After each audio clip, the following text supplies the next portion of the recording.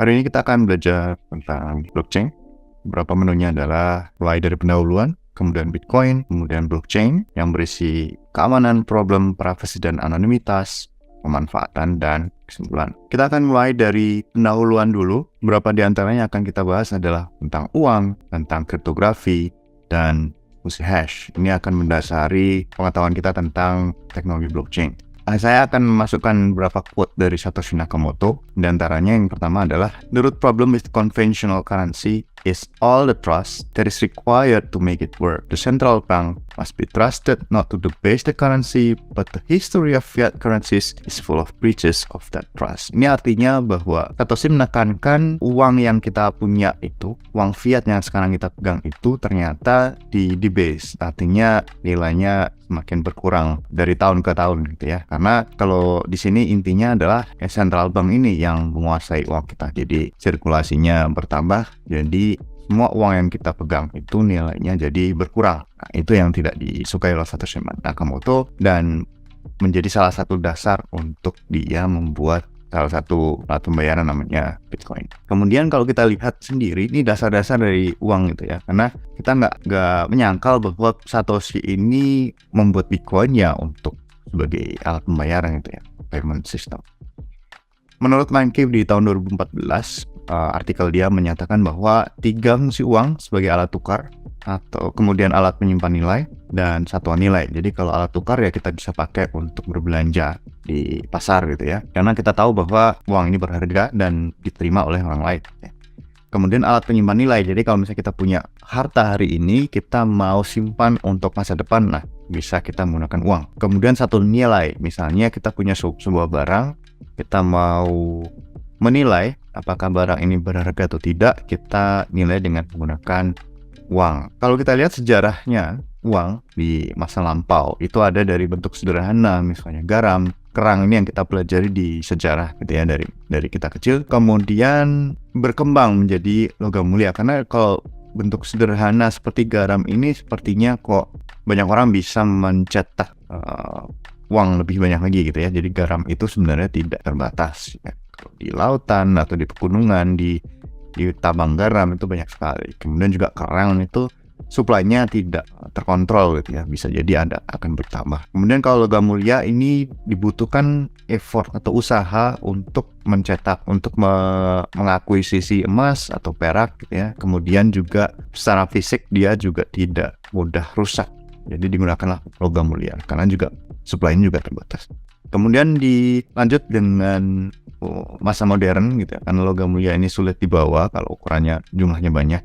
Kemudian menjadilah dia uang kertas dan uang koin yang kita kenal sekarang ini yang banyak kita pakai. Jadi kalau dengan uang kertas ya ini dikeluarkan oleh sebuah institusi, yaitu misalnya perbankan atau pemerintah gitu ya. Yang uang kertas itu yang bisa kita pakai sebagai legal tender. Jadi meskipun kertasnya tidak ada harganya, tetapi nilainya sendiri dijamin oleh pemerintah. Demikian juga dengan uang koin. Nah, jadi uang kertas dan koin ini sebenarnya secara fisik memang harganya tidak setinggi nilai yang ada, tetapi dia akan dijamin. Dia digunakan karena berdasarkan jaminan saja. Kemudian di masa yang lebih modern lagi, karena kita sudah mengenal internet, digitalisasi, muncullah uang digital gitu ya. Kalau di mall-mall kita sudah menggunakan QR code, QRIS, nah itu adalah uang digital. Itu adalah uang kertas yang didigitalkan. Jadi daripada kita bawa uang fisik yang banyak dan berisiko gitu ya, berisiko keamanan atau hilang gitu ya, kita menggunakan uang digital yang lebih efisien.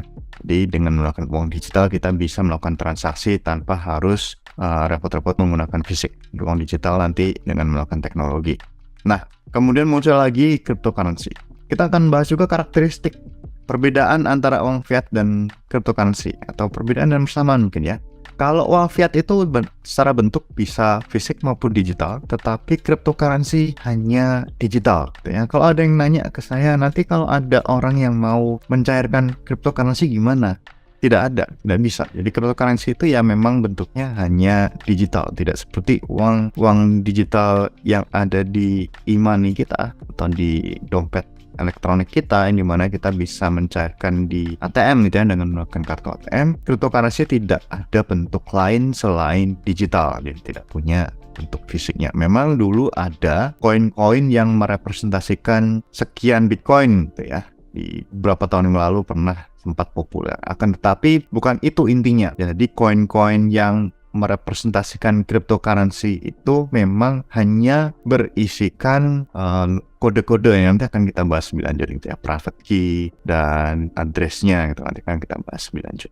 Tetapi secara bentuk itu hanya digital. Kemudian yang kedua adalah perantara transaksi. Mungkin kita tidak sadar gitu ya bahwa uang fiat yang kita pegang itu, terutama dalam bentuk digital itu, kita tidak punya hak untuk mentransaksikan secara langsung dari orang ke orang. Harus dengan menggunakan perbankan dan jasa keuangan, karena sistem yang kita gunakan misalnya di dompet elektronik gitu ya atau e-money itu milik pihak ketiga.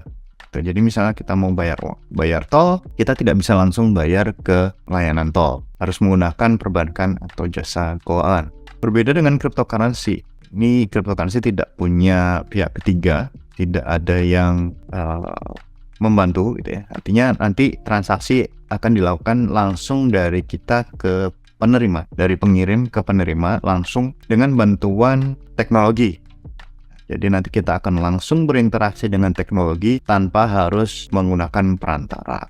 Bagaimana dengan pencetakan uang baru? Kita tahu kalau uang fiat itu dicetak oleh salah satunya bank sentral atau pemerintah gitu ya, atau kolaborasi di antara keduanya. Tapi kalau di cryptocurrency itu dicetak oleh penambang, bisa jadi dicetak oleh si pembuat dengan misalnya pre-mine gitu ya, atau memang sudah tersedia sekian gitu ya kalau dengan menggunakan token. Akan tetapi kalau kita lihat Bitcoin misalnya, itu dicetak oleh penambang ya sebagai reward ya, sebagai hadiah atas kerja yang sudah dikerjakan oleh si penambang. Atau si staking, ketika kita melakukan staking, yang akan mendapatkan uang baru adalah si para staker ini. Nah, ketika terjadi nomor 4-nya, karakteristik berikutnya adalah siapa yang melakukan validasi terhadap transaksi-transaksi baru gitu ya. Yang di uang fiat tentu saja si perbankan dan jasa keuangan gitu ya, si pemilik sistem tadi. Tetapi kalau dalam cryptocurrency ya, itu yang memvalidasi transaksi ya tentu saja harus kita validasi gitu ya. Kalau tidak nanti semua orang akan mengklaim kepemilikan, misalnya tadinya tidak punya apa-apa jadi mengklaim 1 miliar. Itu dari mana uangnya? Kan harus divalidasi. Kalau di cryptocurrency divalidasi oleh node dan penambang. Jadi divalidasi, dicek dulu apakah dananya ada, barulah diproses, dikonfirmasi dan lain sebagainya. Kemudian yang berikutnya adalah sistem validasinya. Ketika tadi orang mengklaim bahwa dia punya uang misalnya 1 miliar untuk ditransaksikan, itu bentuk apa atau apa yang membuktikan bahwa orang ini memiliki dana sebesar itu gitu. Kalau di dalam uang fiat itu bisa menggunakan banyak hal, misalnya dengan identitas gitu ya. Apapun yang kita miliki, misalnya username, password, kemudian nomor PIN, kemudian kartu ATM, itu semuanya mencerminkan identitas si pemilik, atau tanda tangan, atau datang ke bank, ke cabang gitu ya. Itu semuanya membutuhkan identitas. Akan tetapi di cryptocurrency semuanya berlaku secara kriptografis gitu ya. Yang dalam hal ini menggunakan tanda tangan digital atau digital signature yang nanti akan kita bahas secara rinci di bab berikutnya. Bagaimana dengan supply uang? Kalau di uang fiat secara teknikal itu tidak terbatas. Pemerintah bebas mencetak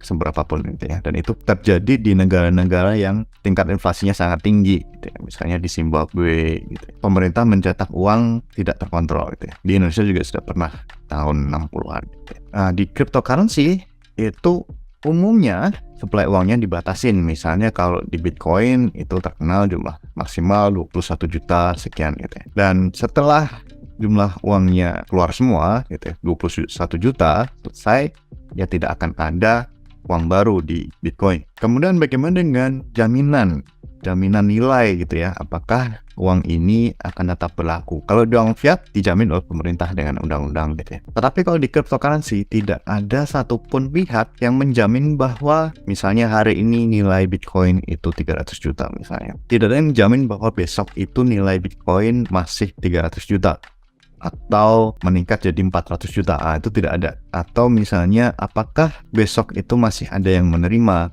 Bitcoin sebagai misalnya aset atau sebagai alat bayar misalnya di negara-negara atau daerah tertentu gitu ya, itu tidak ada yang menjamin ya, kecuali nanti di negara-negara sudah mengakui Bitcoin sebagai legal tender. Nah itu berbeda, tetapi umumnya kalau di cryptocurrency ini ya tidak ada yang jaminan. Kemudian penentu nilai tukar, kalau di uang fiat tentu saja dengan pasar uang dan pemerintah bisa menentukan bahwa misalnya harga 1 kilogram telur misalnya dibatasi sekian gitu ya, atau kalau tiket pesawat biasanya ada nilai terendah dan nilai tertinggi. Nah itu nilai tukarnya ditentukan oleh pemerintah, dan pasar uang juga tentu saja memegang peran. Tapi kalau di cryptocurrency semuanya murni ditentukan oleh pasar. Ketika pasarnya naik ya harganya naik, pasarnya turun ya harganya turun. Misalnya supply-nya atau demand atau permintaannya meningkat gitu ya, itu harganya naik, kemudian permintaan turun, harganya turun. Murni mekanisme pasar kalau di cryptocurrency.